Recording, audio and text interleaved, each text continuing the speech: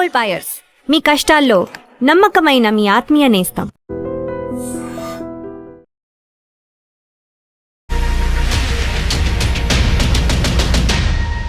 Social మీడియాని ఇంత గట్టిగా పట్టుకోవాలన్న ఆలోచన 14 ఏళ్ల వయసులో ఎలా వచ్చింది? టిక్టాక్తో స్టార్ట్ చేశాను కరెక్టే, బట్ నేను ఇక్కడే టిక్టాక్లోనే ఆగిపోకూడదు. అది బ్యాన్ అయిన తర్వాత నాకు ఎందులో పోస్ట్ చేయాలో కూడా తెలియలేదు. మీరు ఈ సినిమాలోకి ఆన్బోర్డ్ అయిన తర్వాత బట్ మీకు పేరు వచ్చేసి సామ్రాట్ గారు కొంచెం ఏజ్డ్ క్యారెక్టర్, సో అతని భార్యగా కనిపించాలి అంటే కొంచెం పెద్దవాళ్ళగా కనిపించాలి, బాగా సన్నగా ఉన్న అమ్మని చెప్పారంటే ఒక వారం ఆగండి సార్ వస్తాను అని చెప్పి ఆ వారం రోజుల తర్వాత కాస్త లావ్ అయిపోయి మెచ్యూర్ ఉమెన్ గా కనిపించేటట్టు తిరిగి మీరు రిటర్న్ వచ్చారు. వారం రోజులు ఎలా పాసిబుల్ అయింది? చిన్నప్పటి నుంచి నేను అనుకుంటున్నది ఒక మంచి క్యారెక్టర్ చేయాలని. అలాంటి క్యారెక్టర్ ఇస్తాను అంటే మనకి ఇండస్ట్రీలో సాయి పల్లవి గారు ఉన్నారు, సో వారు చాలా పర్టికులర్ చిన్న చిన్న ఎక్స్ప్రెషన్స్ కూడా ఉంటారు. మీకు వారు ఏమన్నా అంటే ఫేవరెట్ హీరోయిన్ లేకుంటే తను ఫాలో అవడం అలా ఏమైనా చేస్తున్నారు? అంటే ఒక డాన్సర్గానే వచ్చింది తను కూడా, అలానే నేర్చుకుంది తను కూడా అనగానే ఇద్దరిని కంపేర్ చేసుకొని చూసుకునేదాన్ని అనమాట. అంటే బాట్కో బలిచిందారా బొక్కలు ఇరగొడతా అంటది. ముంబైకి రాను పాట సూపర్ హిట్ అయింది. పాట ఇంత పెద్ద హిట్ అయిన తర్వాత రాము రాసోడ్ నుంచి లిఖితాకి కొంచెం ఎక్స్ట్రా అమౌంట్ వచ్చి ఉంటే బాగుండేది అని చెప్పి మీ సన్నిహితులే చాలా మంది మీకే చెప్పారు. నిజమేనా ఇది? డిసప్పాయింట్ అయ్యాను, ఎందుకంటే అంత ఫేమ్ వచ్చింది అందరూ అడగడం. మీ డైరెక్టర్ గారు మీకు ప్రభాస్ గారి గురించి చెప్పిన ఒక చిన్న ఇన్సిడెంట్ ఏదైనా మాకు షేర్ చేయండి. పిక్చర్ మూవీ అవుతున్నప్పుడు బస్తీ రూట్స్లోన ప్రభాస్ గారిని ఒకసారి కలిస్తే ఆ మూవీతో మీ రియాక్షన్ ఎలా ఉండబోతుంది? ఆ టీం నిజంగా వెయిట్ చేస్తున్నాం. వెళ్తే మాత్రం మొదలం నాకు తెలిసి రాను ముంబైకి రాను పాట ₹1 సంపాదిస్తే లిఖిత బయట ₹1 సంపాదించిందని చెప్తున్నారు. లిఖిత అని కాకుండా రాను బొమ్మాయికి రాను అమ్మాయి అని మాత్రం నిలబెట్టింది. బిగ్ బాస్ ఆఫర్లో వచ్చిన మాట నిజమే కదా మీకు? వాళ్ళు పంపిద్దామన్నా మా మమ్మీ ఓకే అనుకున్నా, నాకే ఇంట్రెస్ట్ లేదు. బికాజ్ కష్టం. సీజన్లో కల్లా టాప్ 3 రెమ్యునరేషన్స్ ఇస్తారు కదా, మీరు కూడా ఆ టాప్ 3లో ఒక పర్సన్ బిగ్గెస్ట్ రెమ్యునరేషన్ ఆఫర్ చేశారు. అంత అమౌంట్ వదులుకోవడానికి రెడీగా ఉన్నారు అమ్మ కోసం? ఓన్లీ హీరోయిన్గా మాత్రమే అప్రోచ్ ఉండాలనుకుంటున్నారా? మంచి క్యారెక్టర్ వచ్చినా చాలనుకుంటున్నారా? హీరోయిన్గా చేస్తే హీరోయిన్గానే కంటిన్యూ అవ్వాలి అని ఒక ఎప్పటి నుంచో నడుస్తుంది అది. అవును, అది కరెక్టే. యాక్చువల్గా ఇండస్ట్రీలో ఏ ఆర్టిస్ట్ కొత్తగా ఎంట్రీ ఇచ్చినా సరే ఆ సినిమా హిట్ అయితే ఆ ఆర్టిస్ట్ బాగా చేస్తే చిరంజీవి గారు ఖచ్చితంగా వాళ్ళ గురించి మాట్లాడతారు. అవకాశం వస్తే మీరు మీ అమ్మగారిని తీసుకొని చిరంజీవి గారి దగ్గరికి వెళ్ళి కలిస్తే ఆ మూమెంట్ కోసం ఎదురు చూస్తున్నారు. ఇది పక్కా హిట్ అవుతే కనుక, ఆయన పిలిస్తే కనుక మా డ్రీమ్స్ ఫుల్ఫిల్ అయిపోయినట్టే. లైక్ ఇంకా చాలు అని అనిపిస్తుంది మా మమ్మీకి.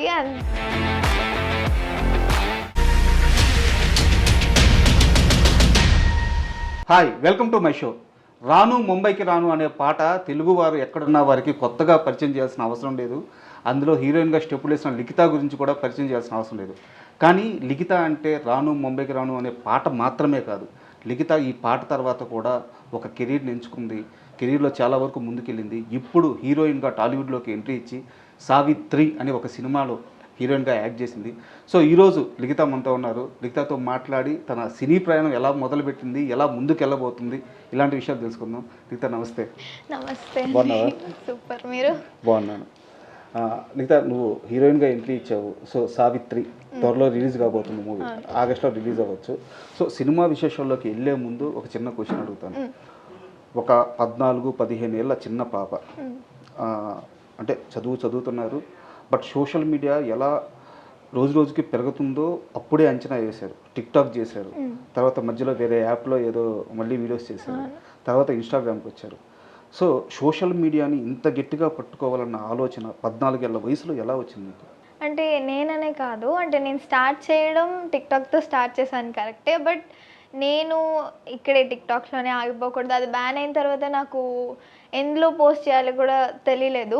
అలాంటి టైంలో మా మాస్టర్, లైక్ డ్యాన్స్ నేర్పించే మాస్టర్ సాయికృష్ణ మాస్టర్ అని, ఆయన ద్వారా నేను ఇన్స్టాగ్రామ్ యూట్యూబ్లో ఎలా ముందుకు వెళ్ళాలి అని చెప్పి అప్పటి నుంచి ఆయన ద్వారా తెలుసుకొని ఆయన సపోర్ట్తో నేను స్టార్ట్ చేశాను డ్యాన్స్ రీల్స్ కానీ యాక్టింగ్ రీల్స్ కానీ. అలా నేను సోషల్ మీడియా ద్వారా ముందుకు వచ్చాను.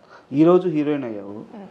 అయితే ఇంత ప్రయాణం చేసింది, 5 ఏళ్ళ ప్రయాణం చేసింది ఈ హీరోయిన్ కోసమేనా, లేదా ఆల్ ఆఫ్ సడన్గా ఈ టర్న్ తీసుకున్నావా? లేదు, హీరోయిన్ కోసం అని చెప్పను, కానీ ఒక గుడ్ ఆర్టిస్ట్గా, అంటే మూవీస్లో హీరోయిన్దే మంచి క్యారెక్టర్ అంటే హీరో అంటే ఈ మూవీ ఇండస్ట్రీలో అది నిజం కాదు. ప్రతి ఒక్క క్యారెక్టర్కి ఒక వాల్యూ ఉంటుంది. అలా ఒక గుడ్ క్యారెక్టర్ చేయాలని అనుకుంటున్నాను మూవీస్లో. సో సావిత్రి రావడం ఒక హీరోయిన్గా కాదు, ఒక మంచి ఆర్టిస్ట్గా చేశాను అన్న పేరు రావాలని మాత్రం ఈ మూవీ ఎంచుకున్నాను అనమాట. అండ్ లైఫ్లో నీ తొలి సంపాదన 1500 రూపాయలు. అవును. ఈరోజు ఆర్టిస్ట్ అయ్యావు. సో ఈ మూవీ రిలీజ్ అయిన తర్వాత ఇవి క్రోడ్స్కి కూడా వెళ్ళొచ్చు.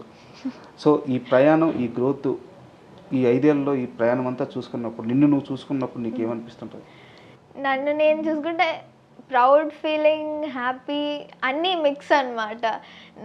ఎంత సఫర్ అయ్యానో, ఎంత కష్టమైనా సరే స్టడీస్ని మేనేజ్ చేస్తూ నేను డ్యాన్స్ క్లాస్కి వెళ్ళడం, ఈవెంట్స్కి వెళ్ళడం, శ్రీదేవి డ్రామా కంపెనీకి వెళ్ళడం, డీకి వెళ్ళడం చాలా హ్యాపీగా ఉంటుంది అండ్ ప్రౌడ్గా కూడా ఉంటుంది. మా ఫ్యామిలీ అంతా జస్ట్ డ్యాన్స్ రీల్సే అని స్టార్ట్ చేసాం మేము. ఇప్పుడు ఒక ఇన్ఫ్లుయెన్సర్, ఒక సెలబ్రిటీ అని అనుకోవడం వల్ల ప్రౌడ్ ఫీలింగ్. 19 ఏళ్ళ అంటే నిజం చెప్పాలంటే చిన్న పాపే ఇంకా. 19 ఏళ్ళ ఒక అమ్మాయికి ఇంత పెద్ద సక్సెస్ రావడం అంటే ఏదో ఒక రాత్రిలో జరిగిపోయింది కదా ఇది. ఇప్పుడు మీరు చెప్పారు ఎంత కష్టపడ్డారు. ఆ మొత్తం ప్రయాణంలో మీరు మర్చిపోలేని ఒక కష్టం గురించి, ఒక ఎగ్జాంపుల్ గురించి, ఒక మూమెంట్ గురించి మాతో షేర్ చేసుకుంటారు.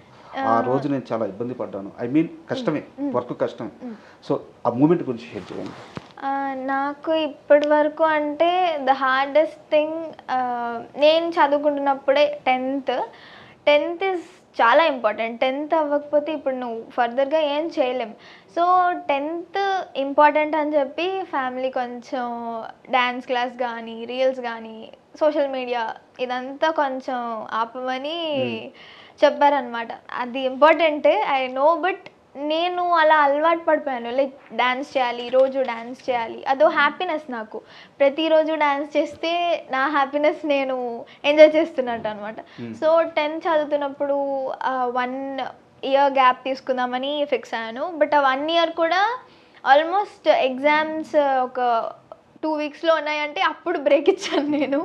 అప్పటి వరకు నేను వెళ్తూనే ఉండే డ్యాన్స్ క్లాస్కి. That was hardest. లైక్ ఇంట్లో ఉండి చదువుకోవాలి, ఏమదు పొద్దు నుంచి రాత్రి వరకు చదువుకొనే ఉండాలి అనేసరికి I felt very disappointed and dull feel అయ్యాను. బట్ మా మమ్మీ డాడీ అర్థం చేసుకోవడం వల్ల నేను చదువుకోవడంలో అలానే ముందుకెళ్ళాను అండ్ డాన్స్లో కూడా అలానే ముందుకు. అంత కష్టపడి చదివారు కదా, 10th లో ఎన్ని మార్క్స్ వచ్చినాయి? 8.2 or 3. Okay, super. అయితే ఈ సావిత్రి సినిమా విషయానికి వస్తే, నేను మీ డైరెక్టర్ గారిని నిన్న ఇంటర్వ్యూ చేశాను. సో వాళ్ళు ఒక మాట చెప్పారు, మీరు ఈ సినిమాలోకి ఆన్బోర్డ్ అయిన తర్వాత బట్ మీకు పేరు వచ్చేసి సామ్రాట్ గారు కొంచెం ఏజ్డ్ క్యారెక్టర్, అంటే సినిమాలోనే ఏజ్డ్ క్యారెక్టర్. సో అతని భార్యగా కనిపించాలి అంటే కొంచెం పెద్దవాళ్ళగా కనిపించాలి, బాగా సన్నగా ఉన్న అమ్మ అని చెప్పారంట. ఒక వారం ఆగండి సార్ వస్తాను అని చెప్పి ఆ వారం రోజుల తర్వాత కాస్త లావ్ అయిపోయి, అంటే ఐ మీన్ లావ్ అంటే కాస్త స్ట్రాంగ్గా, కొంచెం మెచ్యూర్ ఉమెన్గా కనిపించేటట్టు తిరిగి మీరు రిటర్న్ వచ్చారంట. వారం రోజులు ఎలా పాసిబుల్ అయింది? వారం రోజులు నేను చిన్నప్పటి నుంచి నేను అనుకుంటున్నది ఒక మంచి క్యారెక్టర్ చేయాలని. అలాంటి క్యారెక్టర్ ఇస్తాను అంటే ఐ లైక్ డెడికేషన్ అంటారు, అంత ఏమంటారు, ఇష్టం అంటారో నాకు తెలీదు, బట్ చెయ్యాలి అని ఫిక్స్ అయ్యాను. అండ్ నాకెంతో ఇష్టమైన డ్యాన్స్ క్లాస్ నుంచి ఒక బ్రేక్ తీసుకున్నాను. సో అలా ఇంట్లో కూర్చోవడం, తినడం, మంచిగా తినడం. అప్పుడంటే ఏదో సగం సగం తిని డ్యాన్స్ క్లాస్కి వెళ్ళిపోవాలి. సో ఇప్పుడు కొంచెం మంచిగా తిని ఇంట్లో ఉండడం, ఎక్సర్సైజ్ కొంచెం స్టాప్ చేశాను అండ్ డాన్స్ క్లాస్కి వెళ్ళడం స్టాప్ చేశాను. సో దానివల్ల కొంచెం బాగా గట్టిగా తిన్నారు. గట్టిగా తిన్నాను. బిర్యానీ ఎక్కువ తిన్నారా? బిర్యానీ అని కాదు, ఎనీథింగ్, హెల్తీ ఫుడ్ అయినా సరే, ఇంట్లో అమ్మ చేసిన ఫుడ్ అయినా మంచిగా తినాలి, క్వాంటిటీ ఆఫ్ ఫుడ్ అలా. అండ్ అంటే ఇప్పుడు దాకా సోషల్ మీడియాలో ఫేమ్ వేరు, సినిమాల్లోకి వచ్చిన తర్వాత ఇక్కడ అంటే ఒక రియల్ లొకేషన్లో షూటింగ్ జరగడం వేరు. ఆపోజిట్లో సామ్రాట్ గారు, ఆయన చాలా సినిమాలు చేశారు, సీనియర్ కూడా వారు. సో తొలి రోజు హీరోయిన్గా చేస్తున్నప్పుడు ఆ ఫస్ట్ షాట్ మీ ఎక్స్పీరియన్స్ షేర్ చేయండి. ఫస్ట్ షాట్ నా సోలో షాట్ అది. చాలా టెన్షన్, ఎందుకంటే ఫస్ట్ ఎన్ని రీల్స్ చేసినా ఎన్ని సాంగ్ షూట్స్ చేసినా ప్రజలు అంటే peoples around you is very common. అది పట్టించుకోకూడదు. బట్ అది ఊరు చాలా చిన్న ఊరు, అది కూడా పలాస అటు సైడ్ షూటింగ్, టెక్కలి అటు సైడ్ వెళ్ళాము. అది అక్కడ ఎప్పుడు ఎవరు షూటింగ్ చూసుండరు. ఆల్మోస్ట్ ఆ ఊరు ఎవరితో కాంటాక్ట్లో ఉండదు, దాని సిగ్నల్స్ ఉండవు, ఏముండదు. సో వాళ్ళందరూ ఎక్కువ మంది ఉండే, మొత్తం ఊరంతా ఒకే దగ్గర ఉండే షార్ట్ తీస్తున్నప్పుడు. అండ్ ఆవు అంటే నా ఫస్ట్ షాట్ ఒక ఆవుతో నేను మేతేస్తున్నట్టు ఉంటుంది అనమాట. సో చాలా భయంగా ఈ సీన్కి ఎక్స్ప్రెషన్సే అన్ని, డైలాగ్స్ కూడా ఏముండవు, ఎక్స్ప్రెషన్స్. ఫస్ట్ స్టార్టింగ్ ఎక్స్ప్రెషన్స్తో స్టార్ట్ అవుతుంది. Thank you. అలా అది చేయడం ఐ వాజ్ సో హ్యాపీ. అంటే ఫస్ట్ షాట్ వచ్చిందా రాలేదా, నేను కెమెరా దగ్గరికి వెళ్ళిపోయి మరి చూసుకున్నాను అనమాట. ఓకేనా, లుక్ ఓకేనా, అన్నీ ఓకే ఓకే ఓకే అన్నాక ఐ వాజ్ లైక్ కాన్ఫిడెన్స్ వచ్చింది, ఓకే చేశాను, ఫస్ట్ షాట్ అయిపోయింది. అండ్ ఇది కంపారిజన్ చేయడం కాదు కానీ, బట్ నిజమో కాదు తెలుసుకోవాలని అడుగుతున్నాను. సో ఎక్స్ప్రెషన్స్ వైజ్ వస్తే ఒక చిన్న చిన్న మూమెంట్స్లో కూడా, అంటే డ్యాన్స్ ఎలాగో బాగా వేస్తారు, ఆ సమయంలో కూడా ఆ ఎక్స్ప్రెషన్స్ చాలా పర్టికులర్గా పట్టుకుంటున్నారు. మనకి ఇండస్ట్రీలో సాయి పల్లవి గారు ఉన్నారు, సో వారు చాలా పర్టికులర్ చిన్న చిన్న ఎక్స్ప్రెషన్స్ కూడా ఉంటారు. మీకు వారు ఏమన్నా అంటే ఫేవరెట్ హీరోయిన్ లేకుంటే తను ఫాలో అవ్వడం అలా ఏమైనా చేస్తున్నారు? ఫాలో అవుతాను అంటే తను నాకు ఎప్పుడైతే సాయి పల్లవి గారు తెలుసో, నాకు డీకి వెళ్తున్నారని తెలీదు. ఎప్పుడైతే తెలిసిందో ఐ వాజ్ సో హ్యాపీ. అంటే ఒక డాన్సర్గానే వచ్చింది తను కూడా, అలానే నేర్చుకుంది తను కూడా అనగానే ఇద్దరిని కంపేర్ చేసుకొని చూసుకునేదాన్ని అనమాట. అలా ఫాలోవర్నే, ఇంకా ఫ్యాన్నే. So I love Sai Pallavi గారు. తన ఫ్లెక్సిబిలిటీ, తన ఎక్స్ప్రెషన్స్ కానీ, తన యాక్టింగ్ కానీ, తను ఏడ్చినప్పుడు చాలా యూనిక్గా ఏడుస్తుంది. మీరు ప్రతి సినిమాలో చూడొచ్చు. అమరన్లో అయితే ఆ సీన్ ఎన్నిసార్లు చూసానో నాకు తెలీదు, but I love that scene. తను చనిపోయినాక ఏడ్చే సీన్ ఉంటుంది, అస్సలు చెప్పలేను, అంత ఇష్టం ఆ సీన్ అంటే. ఏదైనా సాయి పల్లవి గారిది ఒక డైలాగ్ చెప్పండి. సాయి పల్లవి గారిది ఒక డైలాగా, ఫిదా మూవీలో అరే బాట్కో బలిచిందారా బొక్కలు ఇరగొడతా అంటది, ఆ సీన్ చాలా బాగుంటుంది. అయితే ఇప్పుడు దాకా సరదాగా మాట్లాడుకున్నాం. నా దగ్గర ఒక సీరియస్ క్వశ్చన్ ఉంది, అదైన తర్వాత మళ్ళీ సావిత్రి సంబంధించిన ప్రశ్న మాట్లాడుకున్నాం. ఈ రాను ముంబైకి రాను పాట సూపర్ హిట్ అయింది, 86 కోట్ల వ్యూస్ వచ్చున్నాయి దానికి. అయితే ఈ మొత్తం ప్రయాణంలో పాట ఇంత పెద్ద హిట్ అయిన తర్వాత రాము రాథోడ్ నుంచి లిఖితాకి కొంచెం ఎక్స్ట్రా అమౌంట్ వచ్చుంటే బాగుండేది అని చెప్పి మీ సన్నిహితులే చాలామంది మీకే చెప్పారు. బట్ అటువైపు నుంచి అది జరగలేదు, దానివల్ల లిఖిత చాలా డిసప్పాయింట్ అయింది, లిఖితకు సంబంధించిన మనుషులు కూడా డిసప్పాయింట్ అయ్యారు. నిజమేనా ఇది? అంటే నిజమే, అంటే ఇప్పటి వరకు ఎలాంటి అప్డేట్ లేదు. బట్ రామన్న ప్లాన్ చేయడం అయితే ఇంకొక కొంచెం తొందరలో 1 బిలియన్ అవ్వచ్చు కదా, విల్ సెలబ్రేటెడ్, పెద్దగా సెలబ్రేట్ చేద్దామని అనుకుంటున్నారు. సో ఆ రోజు నీకు సర్ప్రైజ్ ఉంది అని అన్నాడు తప్ప ఇప్పటి వరకు అప్డేట్ లేదు. తొందరగా 1 బిలియన్ అయితే దెన్ వీ కెన్ సీ ఏమవుతుందో తెలియదు. బట్ టీమ్ వైజ్గా నాకు ఎలాంటివి లేవండి. అంటే డిసప్పాయింట్ అయ్యాను, ఎందుకంటే అంత ఫేమ్ వచ్చింది అందరూ అడగడం, మాకు ఎలాంటి అంటే ఏమంటారు పోక్ చేయాలని లేదు రామన్నని. బట్ వి లవ్ హిమ్ అంతే, ఇంకేం చెప్పలేదు కూడా. అంటే చాలా ఇంటర్వ్యూలో వారే కెమెరా ముందు చెప్పారు, ఆ పాటకే ₹1 కోటి జనరేట్ అయినాయి అని చెప్పి వారే చెప్పారు. సో కొంతమంది అయితే ఆయన నేరుగా ఇల్లు కొన్నారు, కార్లు కొన్నారు అని చెప్పేసి అది నిజం అబద్ధం పక్కన పెడితే అంత రెవెన్యూ వచ్చినప్పుడు మీకు కూడా కాస్త అది గిఫ్ట్ గాను ఏదో ఇచ్చుంటే బాగుండేదని మీ సన్నిహితులు చాలా మంది భావించారన్నారు. సో అది తెలిసి నేను ఈ ప్రశ్న అడిగాను. ఇప్పుడు ఎలా ఉంది రాము రాథోడ్ గారితో మీకు ఉన్న ఈ ప్రయాణం? అలాగే మంచిగా ఉందా? ఇప్పటి వరకు బాగా మాట్లాడతాం, షూట్ లేకపోయినా సరే మాట్లాడతాం మేము. అంత ఫన్ అండ్ ఏమంటారు ఒక బ్రదర్ అండ్ సిస్టర్ రాకింగే, కొట్టుకుంటాం తిట్టుకుంటాం, చాలా ఫన్ ఉంటుంది రామన్నతో అంటే. సూపర్. అండ్ సావిత్రి విషయానికి వస్తే మీ డైరెక్టర్ గారు, సో వారు ఏంటంటే చాలా మందికి ఈశ్వర్ సినిమాలో ప్రభాస్ గారి పక్కన యాక్ట్ చేశారన్న విషయం మాత్రమే తెలుసు. సో వారి ప్రయాణం ఈ రోజుది కాదు, 40 సంవత్సరాల సినీ ప్రయాణం. ఆయన మణిరత్నం గారితో వర్క్ చేశారు, ఆర్జీవి గారితో వర్క్ చేశారు, ప్రియదర్శిని గారితో వర్క్ చేశారు. సో మొత్తం ఎంటైర్ సౌత్లో ఆయన చేయని పెద్ద పెద్ద డైరెక్టర్లు లేరు. ఇంత ప్రయాణం ఉన్న డైరెక్టరు మిమ్మల్ని తన ఫస్ట్ సినిమాకి సెలెక్ట్ చేసుకుంటున్నప్పుడు మీరు ఆయన అడిగిన క్వశ్చన్స్ ఏంటి? ఒక యాక్టర్గా నన్ను ఎందుకు చూస్ చేసుకున్నారు, ఇంకా ఏం రావచ్చు నా దగ్గర నుంచి, ఆ క్యారెక్టర్కి నేను ఇంకేం చేయొచ్చు అన్న క్వశ్చన్. స్టోరీ ఒక పక్క అయితే, సార్ నరేషన్ చేస్తున్నప్పుడు ఓన్లీ స్టోరీ చెప్తారు. ఎవరైనా సరే స్టోరీ లైన్ ఇది, స్టోరీ మొత్తం చెప్తారు. బట్ సార్ మొత్తం యాక్ట్ చేసి చూపిస్తారు. ఈ సీన్లో నువ్వు ఇలా ఉంటావు, ఈ సీన్లో నువ్వు ఇలా ఏడవాలి, ఏడ్చేది కూడా చూపిస్తారు. సో మాకు ఎంత క్లారిటీ అంటే ఆ క్యారెక్టర్ మేము చేయగలమా లేదో మాకు తెలిసిపోతుంది. సో అంత క్లారిటీతో చెప్పాక I decided I will do this. ఏదేమైనా సరే, ఎంత కష్టమైనా సరే సార్ చూసుకుంటానన్నారు. నేను భయపడతాను ఏడుపు సీన్కి, నేను అంత చేయగలనా, ఓపెన్ అవ్వలేకపోతాను. సో సార్ సెట్ దగ్గరికి వెళ్ళినాక ఏడు గట్టిగా ఏడు అనేసరికి నిజంగా నేను ఏడ్చేసాను. లైక్ ఆ సీన్కి కనెక్ట్ అయ్యి నిజంగా ఫీల్ అయ్యి చేశాను అనమాట. చాలా బాగా చెప్తారు సార్ అయితే. అండ్ మీ డైరెక్టర్ వచ్చేసి కృష్ణమాయ వచ్చి ప్రభాస్ గారికి పెద్ద ఫ్యాన్ ఆయన, అండ్ ఫ్రెండ్ కూడా. మీరేమో పవన్ కళ్యాణ్ గారికి పెద్ద ఫ్యాన్. సో ఎప్పుడైనా మీ ఫ్యానిజం గురించి డిస్కషన్ లేదు లేదు సినిమాలో అస్సలు అలాంటివి లేదు. సినిమాలో కాదు, మీ ఇద్దరి మధ్య, డైరెక్టర్ గారి మధ్య, మీ మధ్య లేదు అస్సలు లేదు. ఆయన చెప్తారు, అందరి గురించి చెప్తారు సార్. ప్రభాస్ గారి గురించి అనే కాదు, అందరి గురించి ఒపీనియన్స్ చెప్తారు సార్. నేను అందులో ఒక ఎక్కువ అభిమాని అంతే తప్ప ఇంకేం లేదు.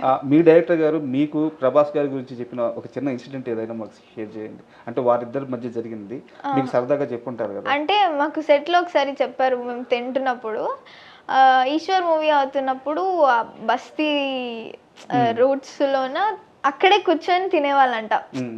అక్కడ సెట్లోనే సార్ ప్రభాస్ గారు కూడా అప్పుడు ఇంకా అప్పుడే కదా ఎంట్రీ. సో అప్పుడు వీళ్ళతోనే కూర్చొని తినడం, అంతా ఆ ప్లేస్లో కూడా కూర్చొని తినడం, అదంతా చెప్తున్నప్పుడు ఎంత డెడికేషన్, ఎంత నేర్చుకోవాలనిపిస్తుంది అవన్నీ చెప్తున్నప్పుడు. అలానే సార్ చెప్తుండడం, మేము నేర్చుకుంటుండడం. అండ్ నిన్న మీ డైరెక్టర్ గారితో మాట్లాడుతుంటే, సో వీలైనంత త్వరలో ఖచ్చితంగా ప్రభాస్ గారి దగ్గరికి అయితే నేను నా టీం వెళ్తామని చెప్పారు ఆయన. మీకు కూడా తెలిసే ఉంటుంది. సో ప్రభాస్ గారిని ఒకసారి కలిస్తే ఆ మూమెంట్లో మీ రియాక్షన్ ఎలా ఉండబోతుంది? రియాక్షన్ అనేది చూస్తేనే తెలుస్తుందండి, ఇలా అస్సలు తెలియదు. బట్ నిజంగా వెయిటింగ్, ఆ టీం నిజంగా వెయిట్ చేస్తున్నాం. నేను, హీరో గారు, డెమాన్ పవన్ అండ్ రాణి, శుక్ల కూడా ఉన్నాడు. అందరం వెళ్తాం, మ్యాక్స్ అందరం వెళ్తాం. వెళ్తే మాత్రం మొదలం నాకు తెలిసి ఫొటోస్ తీసుకుంటాం, బైట్స్ తీసుకుంటాం, ఫస్ట్ సావిత్రి మూవీ గురించి తీసుకుంటాం. అండ్ వీఆర్ వెయిటింగ్, డైరెక్టర్ సార్కి అడగాలి ఇంకా మళ్ళీ ఎప్పుడు తీసుకెళ్తారు అని చెప్పి. అండ్ మీరు ఒక ఇంటర్వ్యూలో మాట్లాడుతూ మీకు ఏమన్నా గోల్ ఏమన్నా ఉందా అంటే, అమ్మ నాన్నకి చేయాల్సిన పనుల్లో మా అమ్మకి ఒక మంచి ఇండివిజువల్ హౌస్ కట్టించాలి, పెద్ద గ్రీనరీతో ఒక తోట ఉండేలాగని చెప్పి. సో అయ్యిందా ఆ పని? ఇప్పటి వరకు అయితే అవ్వలేదు, బట్ చూడాలి, ఇంకా మంచి ప్రాజెక్ట్స్ వస్తే ఇంకా చూస్తున్నాను. బట్ నాట్, ఇప్పటి వరకు అయితే అవ్వలేదు, చూడాలి ఫ్యూచర్లో. అండ్ యాక్చువల్గా లిఖిత అంటే ఈవెంట్స్తో చాలా బిజీ ఉంటారు మీరు. ఇప్పుడు హీరోయిన్ అయ్యారు.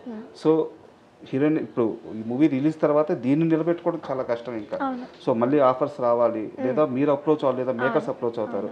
ఈ ప్రాసెస్ ఇలా ఉంది కాబట్టి ఈవెంట్స్ని కొన్ని రోజులు స్టాప్ చేస్తారా, లేదా ఈవెంట్స్ని మాత్రం అలాగే గట్టిగా పట్టుకుంటారా?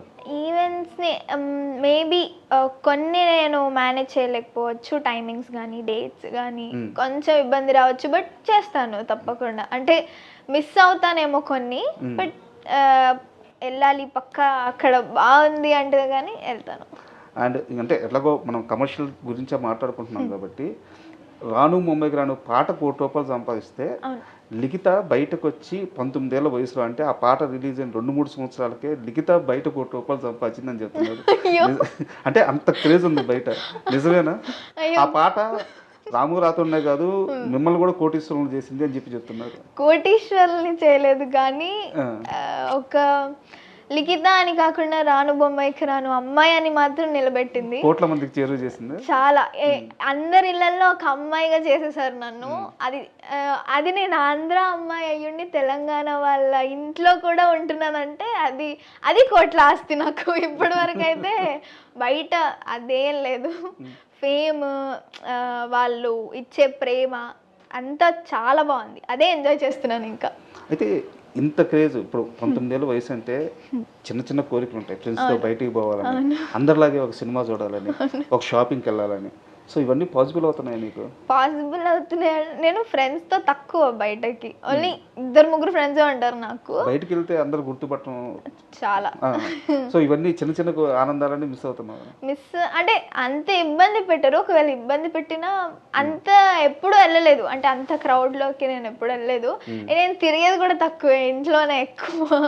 సో అంత ఇబ్బంది ఏం రాలేదు, కానీ ఎంజాయ్ చేస్తాను. ఎవరు వచ్చినా ఎవరు అడిగినా వెళ్తే ఫ్యామిలీతో వెళ్తా. ఫ్యామిలీతో ఉన్నప్పుడు ఇంకా ఫైన్ అంత మూమెంట్. ఈ క్రేజ్ వల్ల, ఈ ఫేమ్ వల్ల నేను చేయాలనుకున్న పని ఇది చేయలేకపోతున్నాను, ఇది ఒక్కటి మాత్రం నాకు బాధగా ఉంది అంటే, ఇంత ఆనందం రావడం వల్ల కూడా ఒక బాధ ఉంది అనిపిస్తుంది కదా.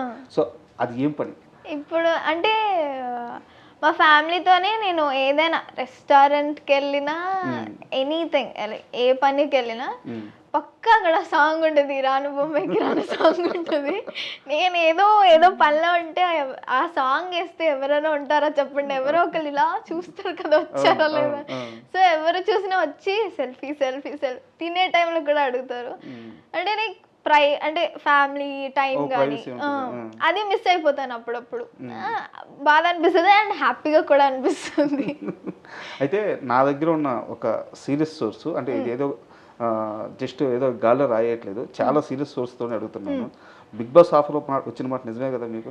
అంటే వచ్చింది, అంటే నా వరకు అయితే రాలేదు, అంటే నాకు తెలీదు. బట్ మమ్మీ మేబీ అవుతున్నట్టుంది, డిస్కషన్ అవుతున్నట్టుంది. అదే ఈ సీజన్ బిగ్ బాస్ లోకి మిమ్మల్ని పంపించాలని చాలా సీరియస్ ప్రయత్నం అనుకున్నారు. అవును అనుకున్నారు. బట్ నేను వెళ్ళడం అనేది నాకే ఇష్టం లేదు. ఫస్ట్ ఆఫ్ ఆల్ వాళ్ళు పంపిద్దామన్నా మా మమ్మీ ఓకే అనుకున్నా, నాకే ఇంట్రెస్ట్ లేదు. బికాజ్ నేను బయటకు వెళ్తే ఇట్లా అడుగు బయటకు పెట్టినా మా మమ్మీతో వెళ్తాను అనమాట. ఎటు వెళ్ళినా ఎక్కడున్నా సరే మమ్మీ ఉండాలి, లేకపోతే డాడీ ఉండాలి.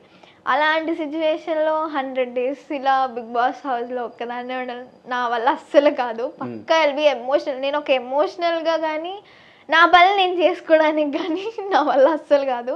సో మమ్మీ కుచి అనమాట. నేను కష్టం.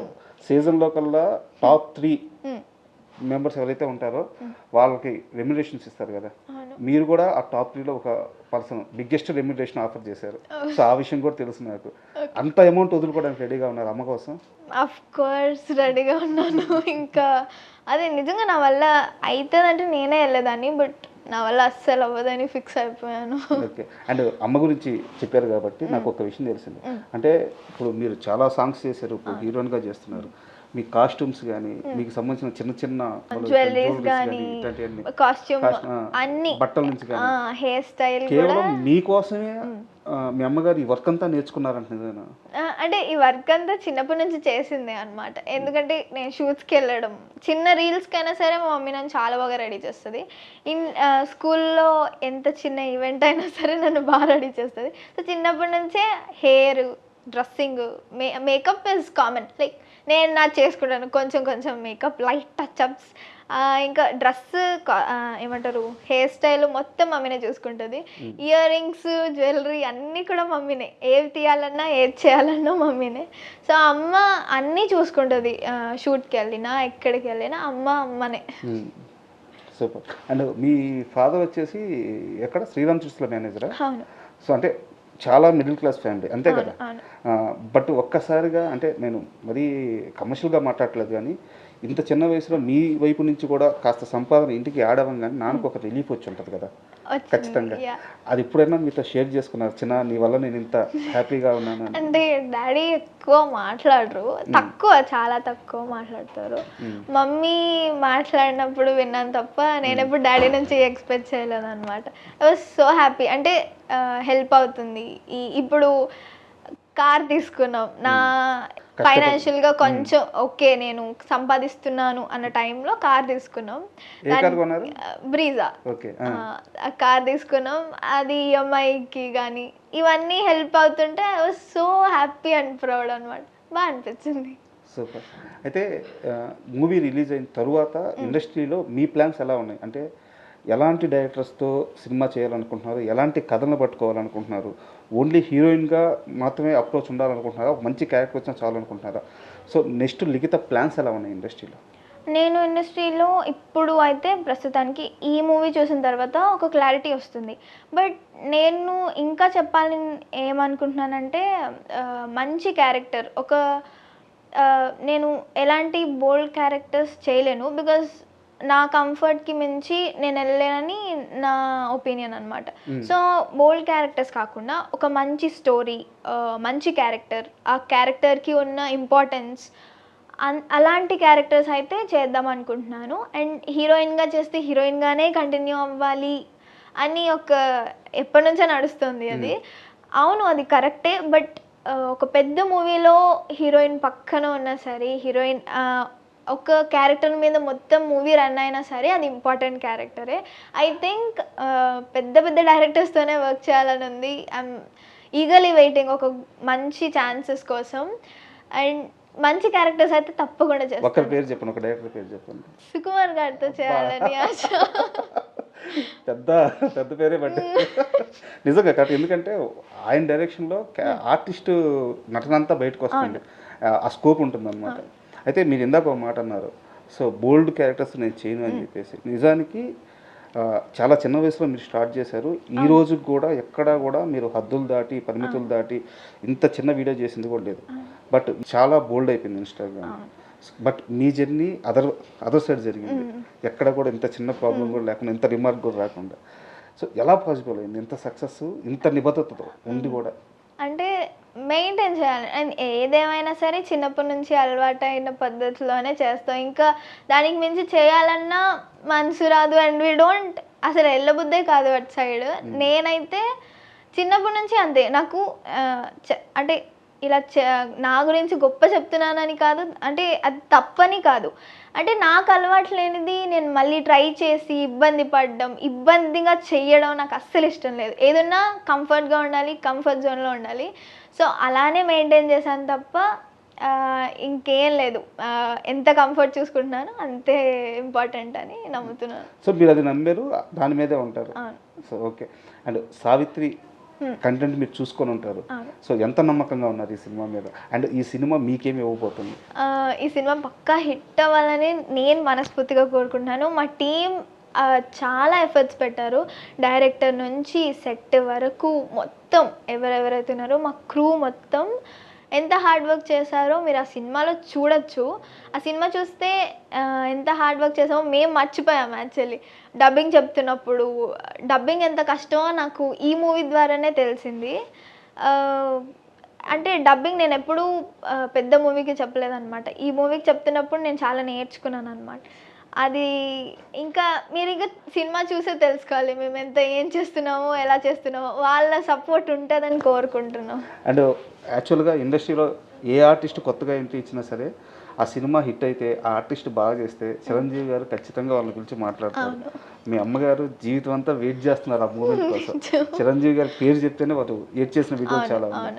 అవకాశం వస్తే మీరు మీ అమ్మగారిని తీసుకొని చిరంజీవి గారి దగ్గరికి వెళ్ళి కలిస్తే ఆ మూమెంట్ కోసం ఎదురు చూస్తున్నారు? చాలా ఎదురు చూస్తున్నాను. ఎందుకంటే రాను బొమ్మకి రాను ప్రస్తుతం చాలా హిట్లో ఉంది.